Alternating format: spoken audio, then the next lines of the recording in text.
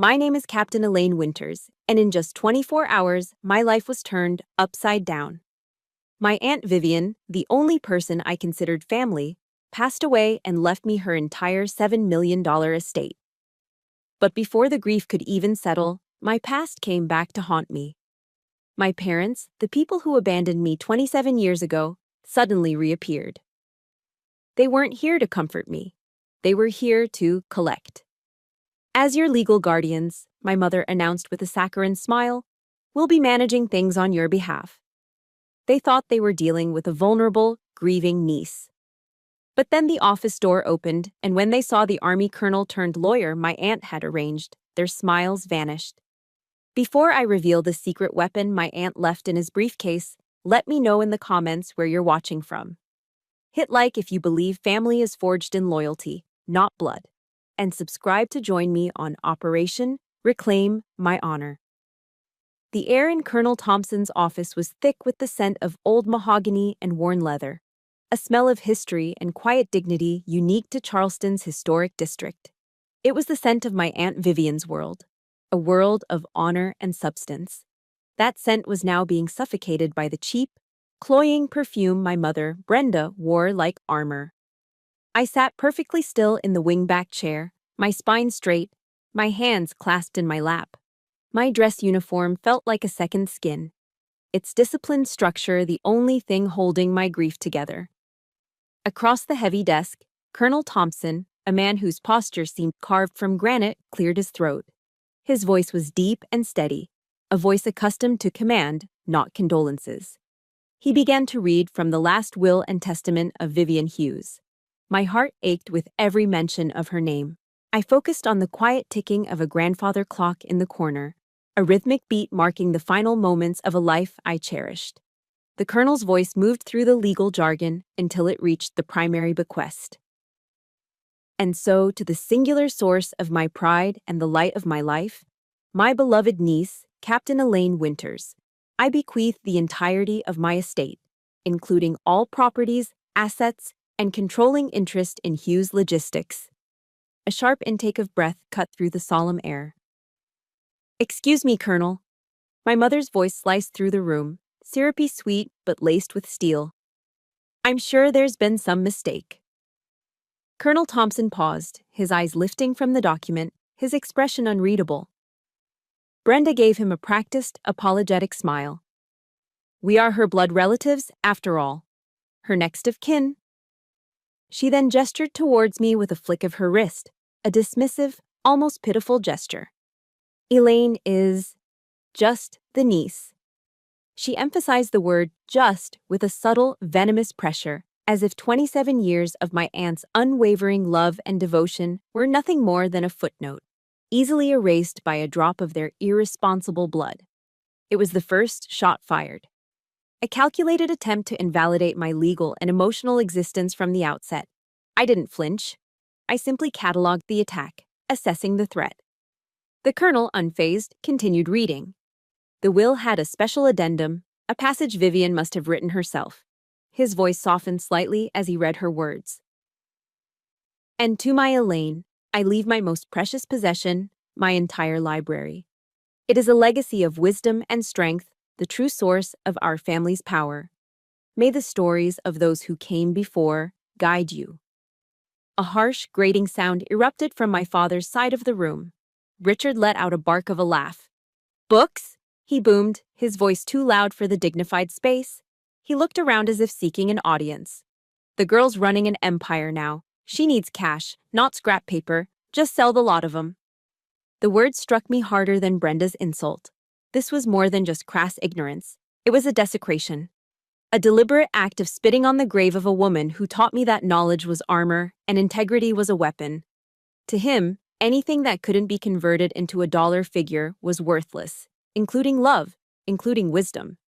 He wasn't just dismissing a collection of books, he was dismissing the very soul of the woman who had saved me. Colonel Thompson's jaw tightened almost imperceptibly.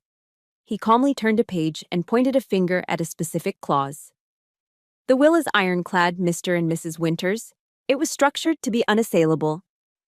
The sickly sweet smile finally melted from my mother's face, replaced by a cold, reptilian glare. She leaned forward, her voice dropping to a conspiratorial hiss meant only for me. "You don't want to go to war with us, Elaine," she whispered, the words slithering through her gritted teeth.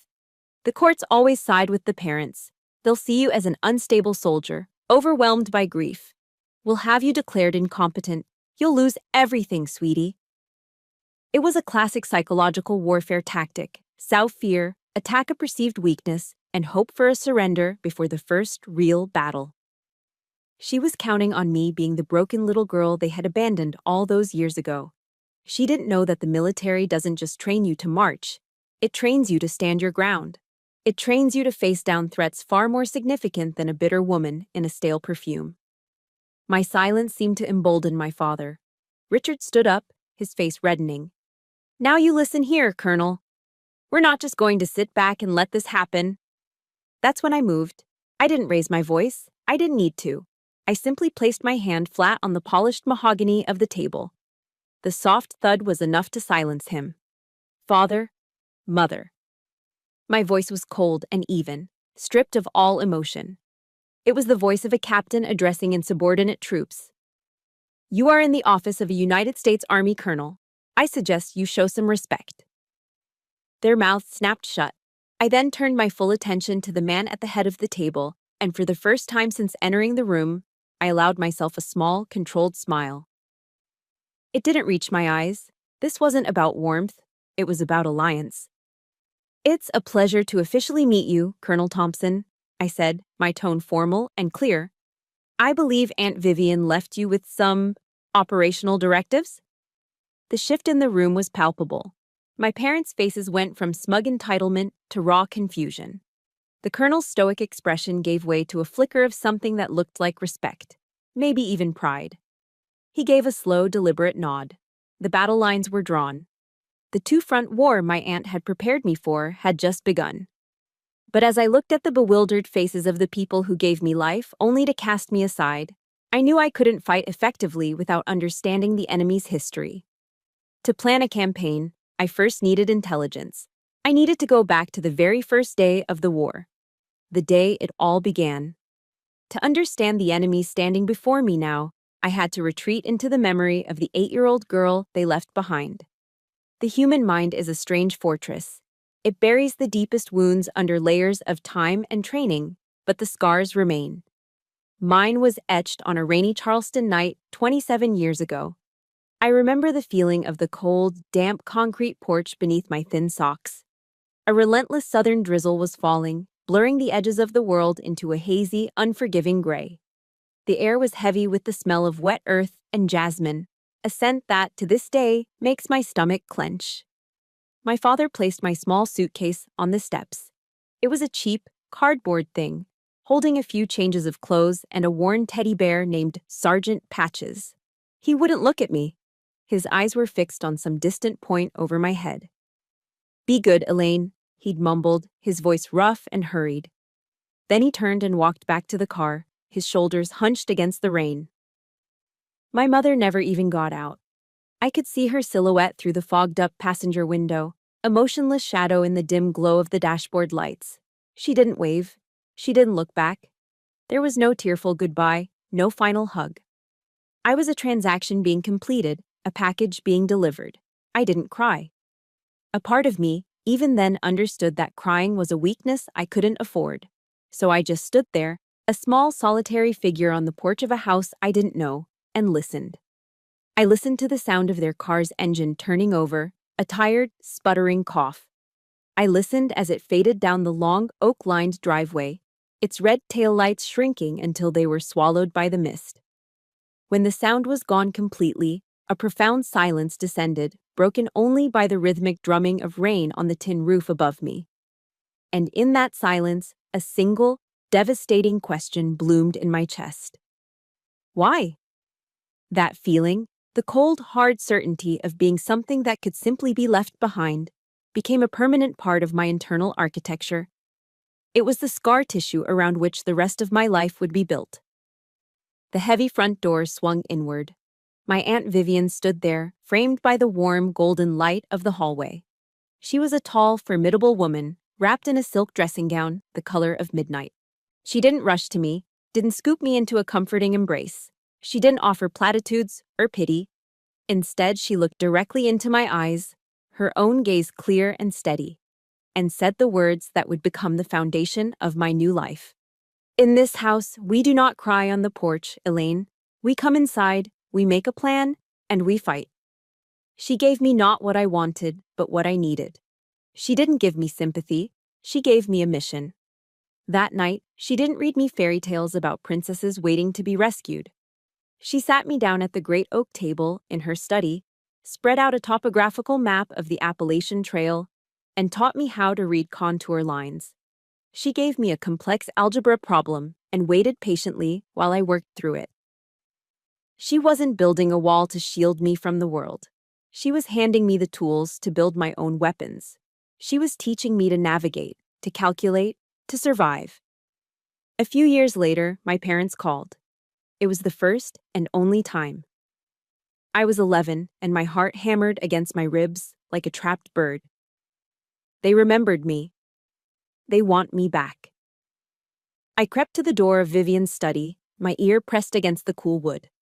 But they weren't asking for me. I heard my aunt's voice, colder and harder than I'd ever heard it before. "No, Richard, I will not pay off another one of your gambling debts from Vegas," she said, her tone like ice. "The girl has a future here. A real one. Do not try to ruin it."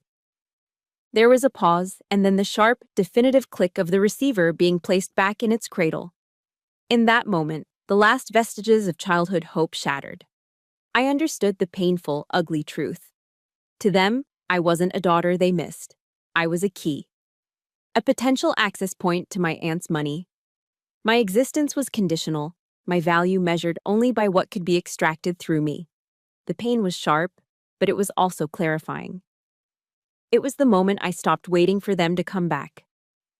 On my 13th birthday, Aunt Vivian gave me a thick, leather-bound book on the great military leaders of history. Tucked inside, she had underlined a quote from General George S. Patton in bold red ink.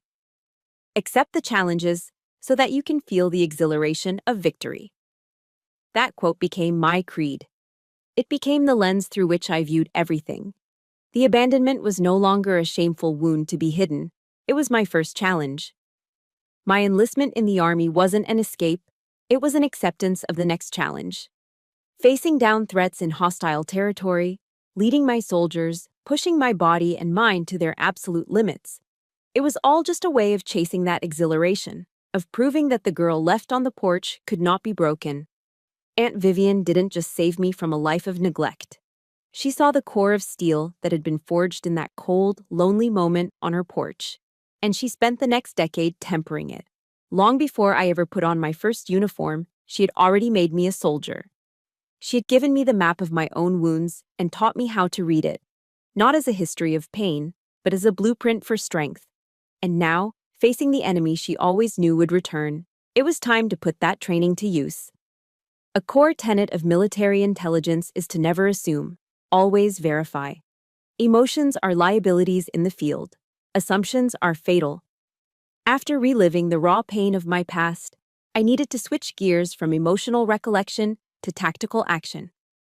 My brief phone call with Colonel Thompson had confirmed it. The best defense is a proactive offense. To win this war, I couldn't wait for them to make a move. I had to draw them out onto my chosen battlefield. I made the call the next morning. My voice was calm, measured, betraying none of the turmoil from the night before. I invited them to dinner at Hall's Chop House, an upscale Charleston institution known for its dry-aged steaks and exorbitant wine list. It was a place I knew they couldn't resist, a stage perfectly set for their performance. "I think we should talk," I said simply, offering a verbal olive branch that I knew they would see as a white flag. "Oh, Elaine, honey, of course, we'd love that." Brenda's voice chirped with manufactured delight. The hook was set, the fish were on the line. This wasn't a family dinner, this was a reconnaissance mission on neutral ground. My objectives were clear. 1. Determine their specific demands. 2. Assess their level of commitment to this fight. And 3. Identify any potential weaknesses in their narrative. My intelligence gathering operation was officially underway. We were seated at a corner booth, the dark wood and plush leather creating an illusion of intimacy. The low hum of conversation and the clinking of silverware filled the air. My father, Richard, immediately ordered a bottle of the most expensive Cabernet Sauvignon on the menu without looking at the price, while my mother surveyed the room with the air of a woman who believed she belonged there. As the waiter brought our appetizers, a classic shrimp and grits for me, a reminder of the authentic South my aunt loved, Brenda launched her propaganda campaign. She reached across the table and placed her hand over mine. Her skin was cool, her touch practiced, and devoid of any genuine warmth. "You know, Elaine," she began, her voice dripping with counterfeit sincerity, "leaving you with Vivian, it was the hardest decision of our lives." I kept my expression neutral, my gaze steady. I was observing, not participating. "We knew we couldn't give you the best," she continued, her eyes misting over on command. "We were young, struggling. So we sacrificed our own happiness for your future. We gave up our only child so that you could have everything." It was a masterful performance, a complete inversion of reality. The gross negligence of abandonment was being repainted as a noble act of martyrdom. Richard, pausing from his wine, nodded gravely in agreement, dabbing his mouth with a linen napkin.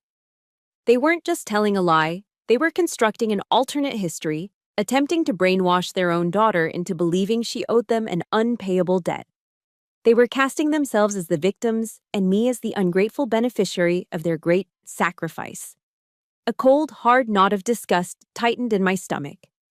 After the main course of prime ribeye steaks had been cleared and my father was on his third glass of wine, he decided it was time to move from emotional manipulation to the real objective.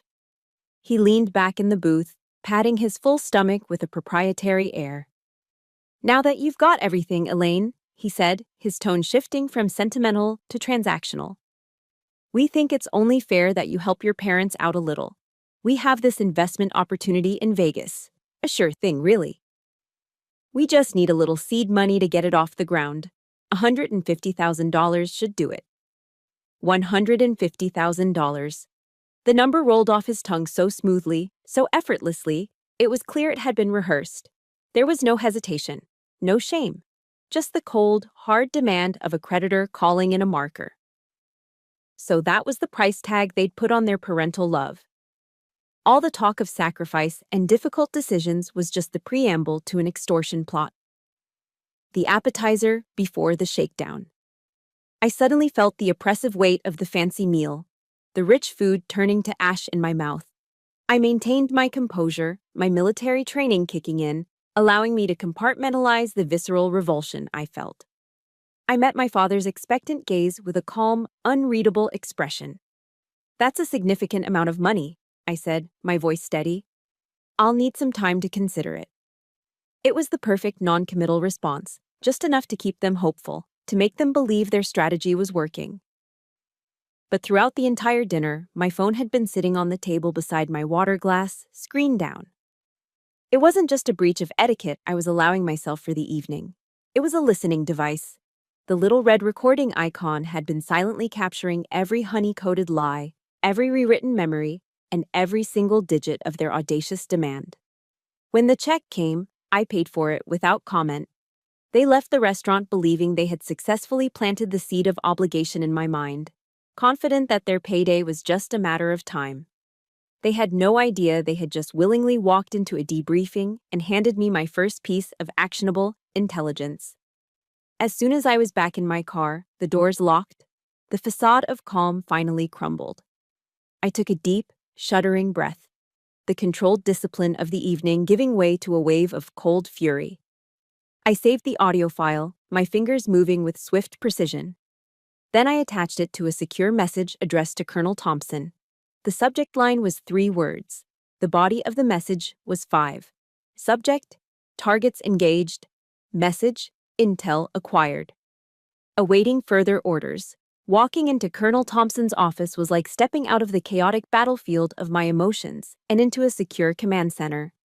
This wasn't the typical lawyer's den of mahogany and self-important diplomas. This was a soldier's sanctuary. On one wall hung the flag of the United States Army, impeccably folded into its ceremonial triangle and encased in glass. Beside it, a framed black and white photograph showed a much younger Thompson, covered in dust and grit, standing with his unit somewhere that looked hot and dangerous. Battle maps of places I recognized, Fallujah, Kandahar, were pinned to a corkboard. The air smelled of brewed coffee and old paper, a scent of purpose and order. He was standing by the window, looking out over the Charleston rooftops when I entered. He turned, and his greeting wasn't the soft, comforting murmur of a civilian lawyer. It was the direct, no-nonsense acknowledgement of a commanding officer. "Report, Captain." The words were a balm to my frayed nerves. He wasn't treating me like a grieving heiress or a fragile victim. He was treating me like a peer, an officer. I stood straight, my shoulders back, and delivered my report. I recounted the events of the dinner with clinical precision, sticking to facts, observations, and direct quotes. I detailed their tactics, their narrative, their ultimate demand. There was no emotion in my voice, only the flat, analytical tone of an after-action report. He listened intently, his gaze never leaving mine, nodding at key points of intelligence. When I finished, I took out my phone, placed it on his desk, and played the recording from the dinner. Brenda's saccharine lies and Richard's boorish demand for $150,000 filled the quiet office, a profane stain on the honorable atmosphere. When the recording ended, the colonel simply leaned back in his chair, his expression grim but satisfied. "Good," he said. It was the highest form of praise from a man like him. "Excellent work, Captain." In his world, this wasn't a family tragedy to be mourned. It was an intelligence operation, and I had just returned from the field with crucial, undeniable proof. He let out a long, slow breath. "Vivian knew they'd be back," he said, his voice dropping into a deeper, more somber register. "She predicted this exact scenario years ago." He gestured to a worn leather chair opposite his desk. "She wasn't just building a business empire, Captain. She was building a fortress to protect you." For the next hour, he told me about his friendship with my aunt. They had met at a veterans fundraiser and bonded instantly over a shared sense of duty and a mutual disdain for nonsense.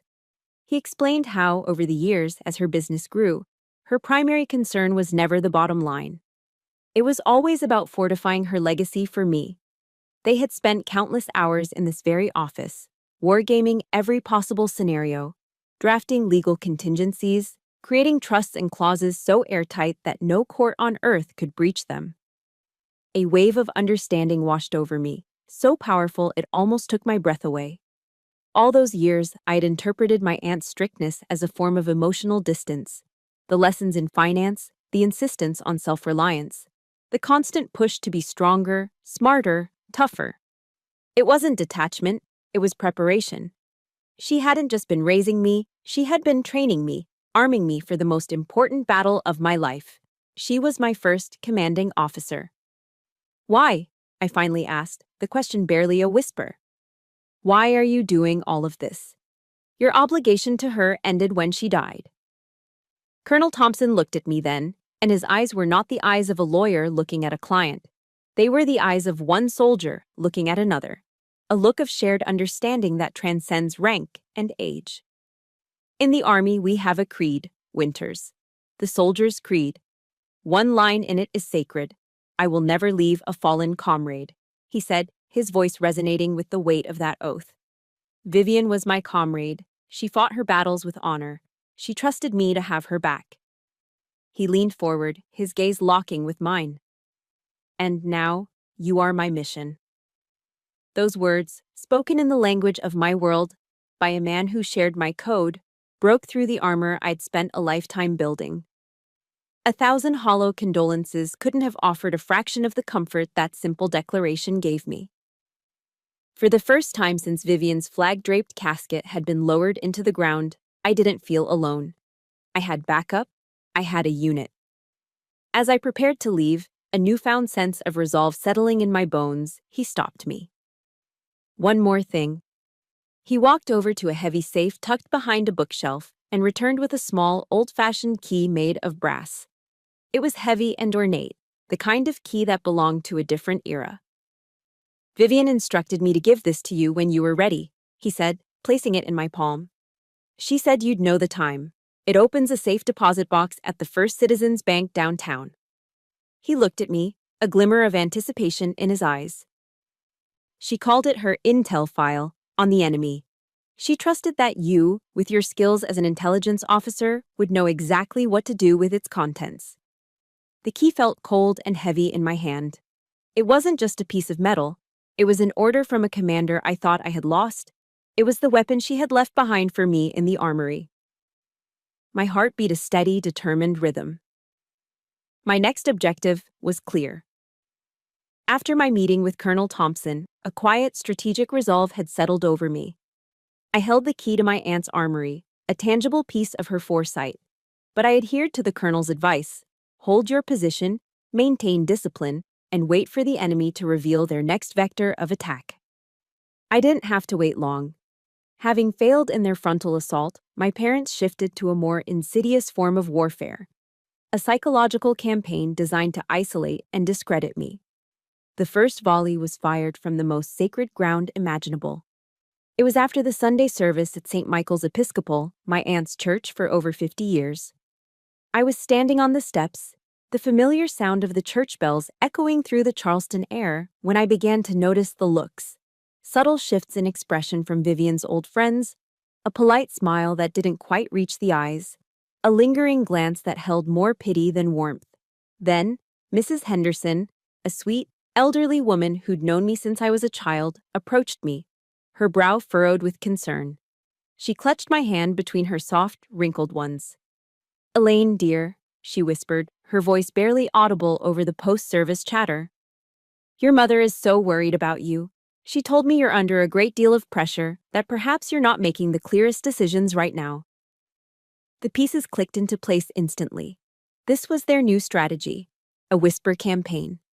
They were weaponizing the compassion of this tight-knit community, painting a picture of me not as a competent heir, but as an unstable, grief-stricken soldier who needed to be protected from herself. They were laying the groundwork for a guardianship, using the very people who respected my aunt to undermine me. I thanked Mrs. Henderson for her concern, my face a mask of calm, while a cold anger began to smolder inside me. The attack escalated 2 days later, moving from rumors to the printed word.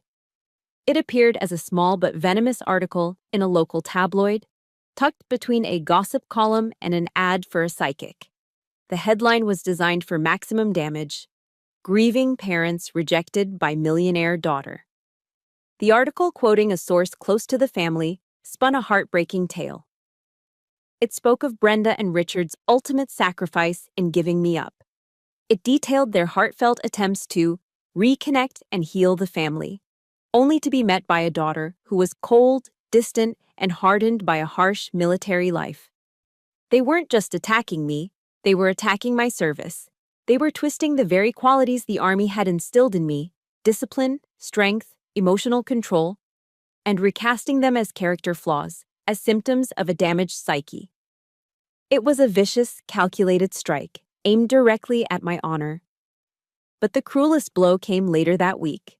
It was a frantic phone call from David Connolly, the general manager of Hughes Logistics, and a man who had been my aunt's loyal right hand for 30 years.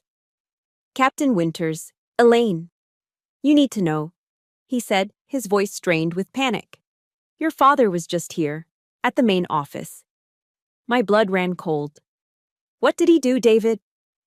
He introduced himself as the father of the new owner and started questioning the staff. He was asking about financials, hinting at a potential sale of the company. "He's spreading poison, Elaine. The team is spooked. They think you're going to sell them out." This was a direct assault on my aunt's legacy. He was deliberately sowing chaos and instability, trying to dismantle from within everything Vivian had spent her life building. He was turning her own loyal employees against me, creating pressure not just on me personally, but on the very institution I was now sworn to protect. The enemy wasn't just at the gates anymore. They had breached the walls. They were attacking my supply lines and my allies. The final definitive declaration of war arrived the next day. It came via certified mail, a crisp, legal-sized envelope that felt unnaturally heavy in my hands. The return address was for a law firm I didn't recognize, Hoffman and Associates. My stomach tightened. It was the ultimatum. The letter was cold, formal, and brutal. It officially demanded that I relinquish all control of the estate to my parents, who would act as my conservators.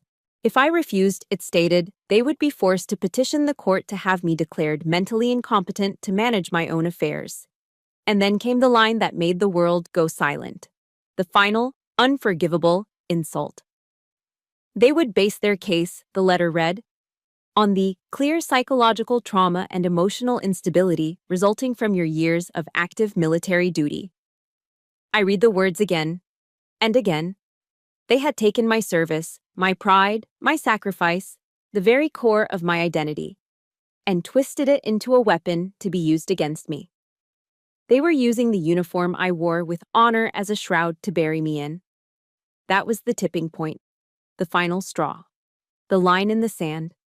The quiet, disciplined soldier who absorbed every attack, who stood her ground with silent integrity, was gone. The cold fury that had been smoldering for days finally ignited, not into a raging fire, but into a focused, glacial resolve. My time of passive defense was over. The strategy of holding my position had reached its limit. They had slandered my name, threatened my aunt's legacy, and desecrated my honor as a soldier. They wanted a war. I would give them one. My silence was at an end. It was time to open the armory. Holding the lawyer's letter in my hand, I didn't scream. I didn't throw anything. The rage that surged through me was not hot and chaotic. It was cold, dense, and perfectly focused. It was a fuel. In the military, you're trained to channel adrenaline and anger not into panic, but into decisive action. And in that moment, standing in the quiet of my aunt's study, I received my orders. I didn't hesitate. I grabbed my car keys, the brass key from Colonel Thompson, and walked out the door. My heart wasn't racing. It was beating with the steady, powerful rhythm of a military drum cadence, a march toward a known objective. Every step I took across the gleaming marble floor of the First Citizens Bank lobby echoed in the cavernous space, each footfall a declaration. I knew this was the moment Vivian had prepared me for. This was her final contingency plan being activated. A polite, professional bank manager verified my identity and the power of attorney Colonel Thompson had filed. He then escorted me from the public world of commerce into the hallowed silence of the vault. The air grew cooler, conditioned to a precise, sterile temperature. He used his key, I used mine, and a long, narrow metal box slid out from the wall of numbered doors. He led me to a small private viewing room and left me alone, closing the heavy door behind him with a soft but definitive click. The only sound was the low hum of the ventilation system. My hands were steady as I lifted the lid of the safe deposit box. As the colonel had hinted, there were no jewels, no bearer bonds, no hidden stacks of cash. There was only a single, thick manila file folder. On the tab, written in my aunt's elegant, decisive script, were 3 words: Winters, contingency. My breath hitched. This was it. I was about to look into the abyss they had dug for themselves. I opened the folder. The first document on top was a comprehensive report compiled by a private investigation firm in Las Vegas, dated nearly 10 years ago. It was a meticulously detailed chronicle of their lives since they had left me on that porch. Page after page laid out a sordid history of grifts and failures. There were copies of casino debt markers bearing my father's signature, totaling a staggering 6-figure sum across the MGM Grand and Caesars Palace. There were police reports detailing my mother's involvement in small-time investment scams in Nevada, preying on retirees. Following that was a long, alphabetized list of creditors, angry former business partners, and civil judgments filed against them. The truth was stark and ugly. They weren't just flawed parents who had made a terrible mistake.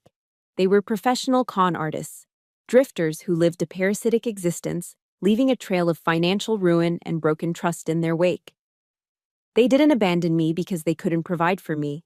They abandoned me because I was an anchor on their transient, predatory lifestyle. I felt a wave of nausea, a profound sickness that had nothing to do with anger and everything to do with the sheer scale of their depravity. Aunt Vivian's quote from Sun Tzu echoed in my mind. Know your enemy and know yourself, and you will not be imperiled in 100 battles. My aunt had made sure I would know my enemy. But the document that truly stopped my heart was buried near the bottom of the file. It was a printed copy of an email exchange between my mother and a distant cousin named Mark, dated 15 years prior. My hands began to shake as I read Brenda's cheerful, boastful words. She was describing, in nauseating detail, how she had successfully convinced their cousin to approach Vivian for a $50,000 loan to start a promising new catering business. The business, of course, never existed. The emails laid out their plan to split the money once Vivian had wired it. The betrayal was so profound, so absolute, it felt like a physical blow. My Aunt Vivian, the strongest person I'd ever known, had been systematically defrauded by her own family. They hadn't just used me as a potential access point, they had actively stolen from the woman who was raising me. The pain of my own abandonment paled in comparison to the white-hot rage I felt on behalf of my aunt. To realize she had likely known about this and had shouldered that silent, lonely betrayal for all those years to protect me from the full, monstrous truth, it was unbearable. Before I tell you what I did next, let me ask you something. If you believe that truth is the most powerful weapon of all, please hit that like button. And for those who've ever had to face a painful truth about family, just type honor in the comments below so I know I'm not alone in this fight. I closed the folder. The rage was gone, burned away by the sheer, irrefutable weight of the evidence. All that remained was a chilling, absolute calm. I had it all. The proof of their crimes, the motive for their desperation, the entire sordid history of their lives. In that quiet, sterile room, the power dynamic of my entire life shifted. I was no longer the defendant in their fabricated lawsuit. I was the prosecutor. I took out my phone and, with methodical precision, began photographing every single page of the dossier. Each click of the camera shutter felt like loading a round into a magazine. When I was finished, I composed a new, encrypted email to Colonel Thompson. My thumbs moved with purpose. The subject line was direct. The message was an order. Subject: Intel dossier acquired. Message: requesting immediate counteroffensive plan. I placed the file back in its metal box, slid it shut, and walked out of the viewing room. Back in the main lobby, the normal sounds of the world seemed distant and muffled. I pushed open the heavy glass doors of the bank and stepped back out onto the humid streets of Charleston. The defensive game was over. They had declared a war on my honor, armed with lies and deceit. But I was walking out of that bank carrying an arsenal of truth. It was time to attack. It was well past 9 o'clock at night when I returned to Colonel Thompson's office. The daytime hustle of Charleston's legal district had subsided into a quiet, humid hum, leaving the historic buildings to stand in stoic silence. Inside, the atmosphere was one of intense, focused energy. The colonel had dismissed his staff for the evening, ensuring our strategy session would be completely secure. The only light in the expansive, wood-paneled room came from a single, green-shaded banker's lamp on his massive desk. It cast long, dramatic shadows across the walls, illuminating the collection of military honors and photographs, and turning our workspace into an isolated island of light. This was a war room. We didn't approach the evidence like a shaken client and a reassuring lawyer. We analyzed it like two seasoned officers preparing for a complex, high-stakes operation. At my insistence, we laid out each piece of evidence on the polished mahogany surface as if it were a topographical map of the battlefield terrain. All right, Captain, let's assess the situation and define the battle space, the colonel began, his voice a low, focused rumble that absorbed the silence of the room. He pointed a steady finger to the thick dossier from the private investigator. This is our primary intelligence report on enemy forces.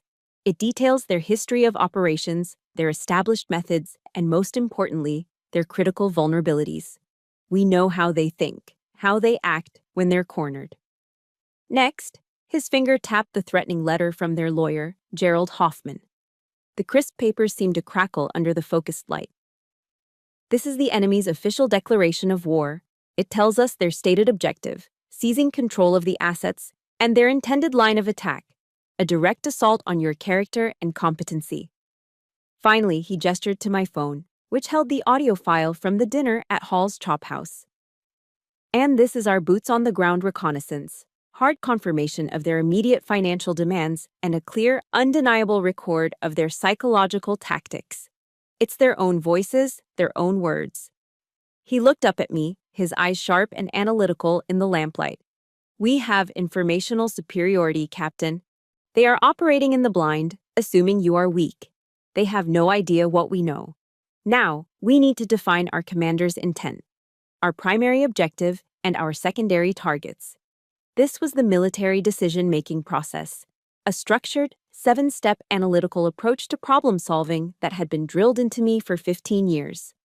In the face of chaos, it provided clarity. In the face of emotion, it provided logic. It felt as natural as breathing. Our objective isn't just to win the case, Colonel, I stated, my voice firm and clear, echoing his tone. That's merely a tactical victory, a single battle won.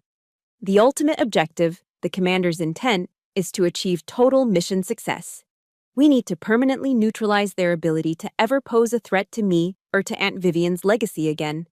We need a decisive, unconditional victory, not a negotiated settlement or a temporary ceasefire. A slow, deeply approving nod from the colonel. He recognized the language of absolute commitment. Total victory, he echoed, the words tasting of finality.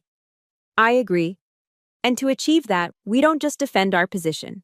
We launch a counteroffensive.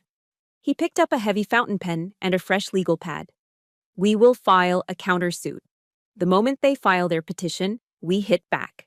We'll sue them for intentional infliction of emotional distress and for defamation of character. We'll turn their attack back on them with twice the force. He began to sketch out the operational plan, his movements precise and economical, his handwriting a sharp, disciplined script.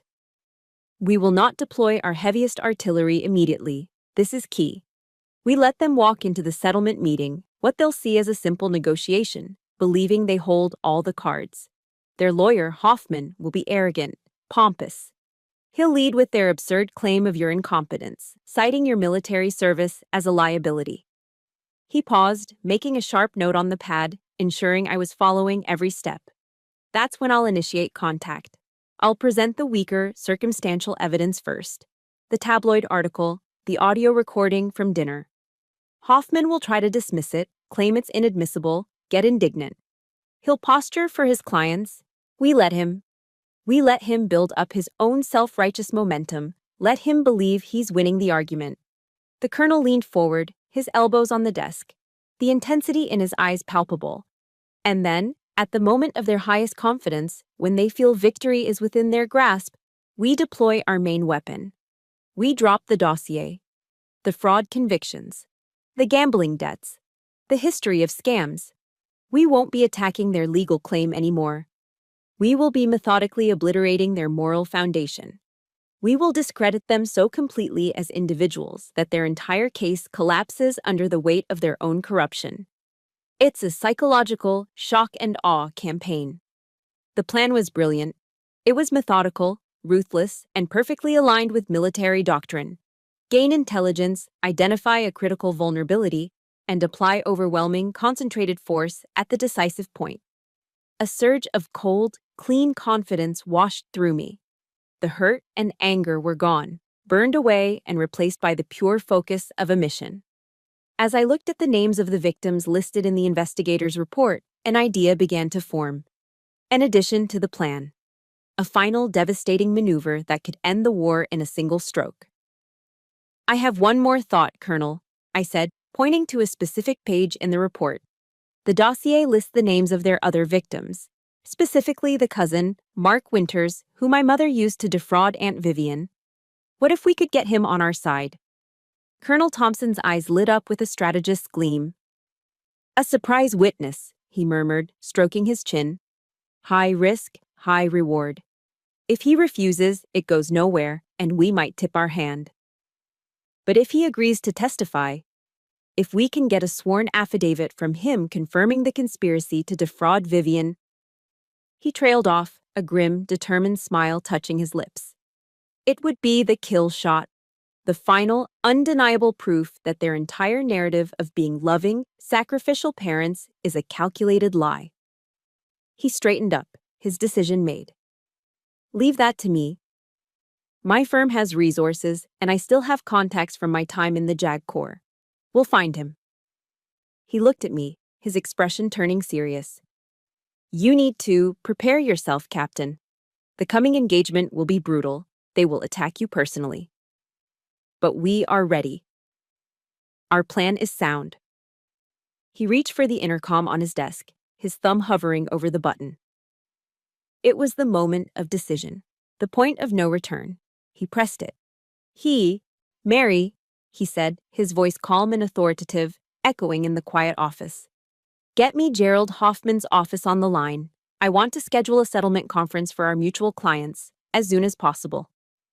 The conference room at Hoffman & Associates was the antithesis of Colonel Thompson's office. It was a cold, sterile environment of glass, chrome, and gray leather. Floor-to-ceiling windows offered a panoramic view of the Charleston harbor, but the beauty of the scenery felt muted, soulless. It was a space designed for intimidation, a modern battlefield where deals were cut and fortunes were broken. I sat with my back straight, my hands resting calmly on the cool glass tabletop, my face an impassive mask. My mission today was simple: observe and maintain discipline. The colonel was leading this assault.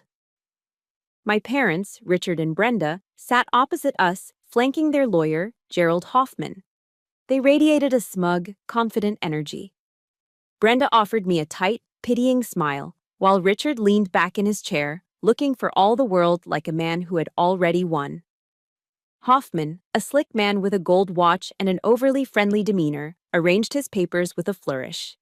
He began with a long, patronizing speech, his voice smooth and rehearsed. He spoke of the sanctity of the family unit, the natural bonds between parents and children, and the solemn duty of a child to honor their elders. He painted a picture of my parents as loving, concerned figures, forced into this unfortunate legal position by a daughter clearly overwhelmed by grief and the lingering trauma of war. Colonel Thompson listened with the patience of a predator, his hands steepled in front of him, his expression utterly unreadable. He let Hoffman talk until the man had exhausted his entire arsenal of sentimental cliches. When a self-satisfied silence finally fell, the colonel didn't argue. He didn't debate a single point. He simply reached into his briefcase, retrieved the small digital recorder I'd used, and placed it in the center of the glass table. Then he pressed play. The room, which had been filled with Hoffman's pompous monologue, was suddenly consumed by a chilling silence, broken only by the crystal-clear recording of my father's voice. We think it's only fair that you help your parents out a little. $150,000 should do it. The color drained from Gerald Hoffman's face. My mother's smile froze and shattered. My father's jaw went slack. This recording is inadmissible, Hoffman stammered, scrambling for a legal foothold. It was made without my client's consent. It's illegal. Colonel Thompson raised a single, quizzical eyebrow. Is it now? Perhaps you're right, counselor. He reached over and switched off the recorder with a decisive click. Then let's move on to things that are a matter of public record. Things that are, shall we say, perfectly legal. He reached back into his briefcase. The atmosphere in the room had shifted from smug confidence to palpable dread. The first document he produced was a thick, bound report. He slid it across the table with enough force that it spun to a perfect stop directly in front of my father. This, the colonel said, his voice flat and cold, is a certified copy of Mr. Winters's gambling debt profile from Caesar's Palace and the MGM Grand in Las Vegas. The outstanding markers total just over $200,000. He produced a second identical binder and slid it in front of my mother. And this is a compilation of the civil suits filed against Mrs. Winters in the state of Nevada for investment fraud. Small-time scams mostly, targeting retirees. Richard and Brenda stared at the documents as if they were live grenades. Their faces were ashen, a sickly, chalky white. Hoffman lunged forward to protest, but the colonel held up a hand, a gesture of absolute command that stopped him cold. "I'm not finished, Mr. Hoffman," he said, his voice dropping an octave. He then pulled out the third and final file, the Winters Contingency Dossier. It landed on the table with a heavy final thud that seemed to echo in the silent room. "This is the result of a private investigation commissioned by my late client, Ms. Vivian Hughes, several years ago." He opened the file, his movements deliberate and unhurried. "I could walk you through the various petty crimes and deceptions detailed within, but for the sake of time, I'd like to draw your attention to a particular exhibit." He pulled out a sheaf of papers and fanned them out on the table like a winning hand. "These are copies of emails between your client, Mrs. Winters, and a Mr. Mark Winters. In them, she quite brazenly conspires with him to defraud Ms. Hughes of $50,000 for a phantom business venture." A strangled gasp escaped my mother's lips. It was a raw, animal sound of pure panic. Richard didn't make a sound. He just seemed to shrink, collapsing in on himself in his expensive leather chair. Gerald Hoffman looked like a man who had just watched his entire career flash before his eyes and end in a fiery wreck. The colonel leaned forward, his voice now like sharpened steel. "Based on this evidence, Mr. Hoffman, we are not only rejecting your client's frivolous and insulting petition, we are hereby informing you of our intent to file a countersuit for defamation, slander, and intentional infliction of emotional distress." He paused, letting the words hang in the air like a death sentence. "Furthermore, this entire dossier will be hand-delivered to the district attorney's office this afternoon for a review of potential criminal fraud charges." The silence that followed was absolute. It was the silence of total, unconditional defeat. Hoffman, realizing he had been led into a perfectly executed ambush, frantically leaned over to whisper in his client's ears. I could see their panicked, darting eyes, the frantic shaking of their heads. After a tense minute, Hoffman straightened up, his professional facade completely gone, replaced by the pale, sweaty sheen of a man in deep trouble. My clients will be withdrawing their petition," he said, his voice thin and trembling. "We will not be pursuing this matter any further. All claims are hereby rescinded." He and my parents scrambled to their feet, a clumsy, uncoordinated retreat. They moved like defeated soldiers staggering off a battlefield, refusing to meet my gaze, their eyes fixed on the door as if it were a portal to salvation. As the door clicked shut behind them, a profound quiet fell over the room. Colonel Thompson looked at me, a silent question in his eyes. I should have felt triumphant, vindicated, victorious. But I didn't. As the adrenaline of the confrontation drained away, it left behind a vast, hollow emptiness. The battle was over. The enemy had surrendered. I had won. But as I stared out the window at the beautiful, indifferent harbor, I realized the war inside me was just beginning. In the days following the confrontation, I didn't feel the exhilaration of victory that General Patton had promised. There was no elation, no triumphant satisfaction. There was only a profound and bone-deep exhaustion, the kind a soldier feels after a long, brutal campaign. The war was over, but my body and soul were still braced for impact. Vivian's grand Charleston house, a place that had always felt like a sanctuary, suddenly seemed too large, too quiet. The silence echoed with the ghosts of what had been lost. Victory, I was discovering, had a bitter aftertaste. I had successfully defended my aunt's honor and protected her legacy. But to do so, I'd had to detonate a truth so toxic it had permanently irradiated the landscape of my own origins. I had to become the prosecutor of the very people who gave me life. I found myself wandering through the rooms of the house like a sentry on a quiet post.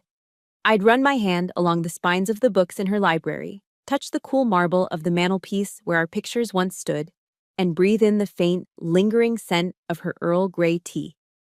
With every step, I confronted the cost of this war. It had taken more than time and energy. It had taken the last, flickering ember of a foolish, deeply buried hope that somewhere, underneath all the lies and greed, there was a family I could one day reclaim. The battle had extinguished that hope for good. A few days later, they appeared on my doorstep. Unannounced. My security camera alerted my phone. and I watched them on the screen for a moment before answering. They looked different without their lawyer, stripped of their arrogant confidence. They looked smaller. Pathetic. I opened the heavy oak door but stood firmly in the threshold, my body language a clear barrier. "Elaine, please," my mother began, her eyes already welling with tears. They were the same practiced tears from the restaurant, but this time they were laced with genuine desperation. The performance had failed, and now the actor was begging for a reprieve. "We were wrong. We know that now. We were just desperate. Please, just give us another chance." But Aunt Vivian and the army had trained me to see beyond the surface tactics to the underlying strategy. This wasn't remorse. This was the final, desperate gamble of a player who had lost the entire game. These were not the tears of a mother seeking her daughter. They were the tears of a con artist who had just been exposed. "That chance expired 27 years ago on this very porch," I said. My voice wasn't angry or accusatory. It was simply a statement of fact, delivered without heat or malice. My words hung in the humid afternoon air. They looked up, a flicker of hope in their eyes as if my calm tone was an opening for negotiation. I knew I had to be absolutely clear, for their sake, but mostly for mine. "I forgive you," I said, and I saw the relief wash over their faces. I held up a hand before they could speak. "But you need to understand precisely what that means. I'm not forgiving you because you deserve it. I'm forgiving you because I deserve peace. I'm forgiving you so that I can move forward with my life without carrying the weight of your poison. I'm letting go of the anger, the resentment, all of it. It's a strategic withdrawal, not for you, but for me." I looked them each in the eye, one after the other, ensuring my words landed with the full force of their meaning. "But forgiveness does not mean reconciliation. There will be no family dinners, there will be no phone calls, there will be no more chances. From this day forward, you no longer exist in my life. This is the end of our story." It wasn't a threat, it wasn't an act of revenge. It was a truth as solid and unchangeable as the ground beneath our feet. I saw the finality of it register in their eyes, the dawning horror that there were no more angles to play, no more emotions to manipulate. I closed the door, the soft click of the latch echoing the finality of my words. After they were gone, I walked into Vivian's study and called Colonel Thompson. My hand was perfectly steady. "Colonel," I said, "I need a restraining order." He didn't ask why. He didn't need to. "I understand, Captain," was all he said. A few days later, the court order was issued. It legally established what I had already declared emotionally: a permanent, fortified, demilitarized zone around my life. It wasn't an act of hatred. It was an act of self-preservation, the final step in securing my own borders. That evening, as the setting sun cast a golden glow across the garden, I sat in Vivian's favorite armchair with a cup of hot Earl Grey. I picked up a book of meditations from her side table, and it fell open to a page she had bookmarked. Marked in her familiar red ink was the Serenity Prayer.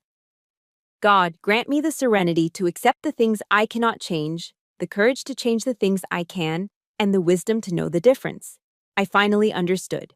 I could not change my parents. I could not change the past. That was the battle I could never win.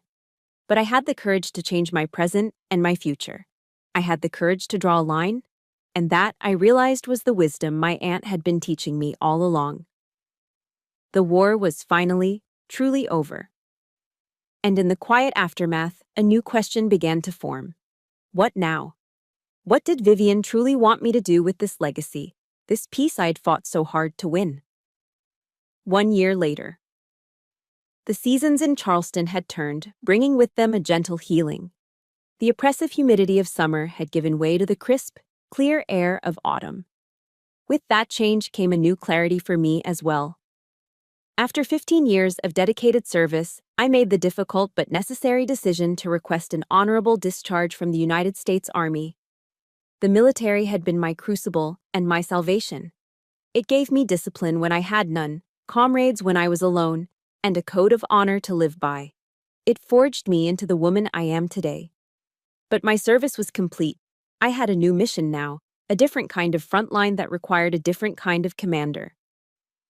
I took the helm of Hughes Logistics. The boardroom felt as familiar as a tactical operations center, the challenges of supply chains and market fluctuations just a different kind of battlefield logistics. I didn't just want to run the company, I wanted to lead it according to the principles I held sacred. I implemented leadership strategies learned from the best officers I ever served under. We weren't just focused on profit margins, but on people. We built a culture founded on mutual respect, integrity, and absolute loyalty, not to a boss, but to the shared mission.